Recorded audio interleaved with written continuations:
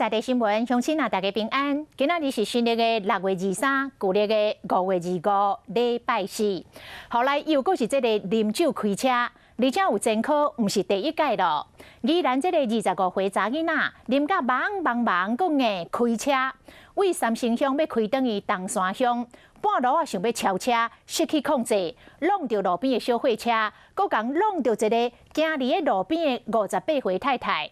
啊，讲撞车了后，皮包啊摕咧，阁想要来绕跑，是民众挡袂互伊走。警察到场来检测，这个酒测值是高达0.83，规个人是安尼马西。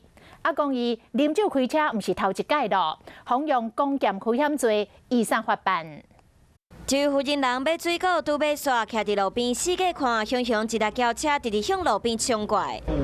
白色轿车先压着路边的小货车，过并一连处于头前，附近人又未赴反应，都互弄倒。坐伫涂骹摸伊的头，附近的居民嘛互惊到。规讲降落来真大，结果迄个共超车。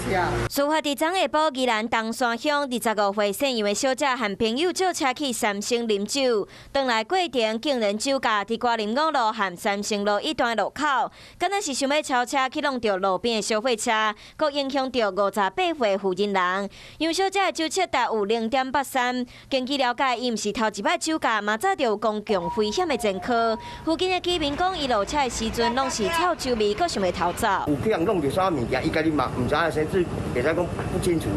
伊阁开车门，要来去摕伊的包包，啊，讲要徒步要走。 当时车边360度，阁厝过一个路口，阁弄到路边的轿车，现场阁有真侪零件，看得出弄甲真大力。杨姓驾驶手脚挫伤，行人手脚还有四肢均有挫伤。姓杨的驾驶啉酒了后塞车，而且已经毋是头一摆，今晚嘛互警方依照公共危险罪上班。 Hello， 大家好，我是乃瑜，要教给大家2个任务。第一个，华视新闻的脸书专页，你按赞了吗？还有华视新闻的 YouTube 频道，赶紧订阅起来，还要记得按赞，开启小铃铛哦。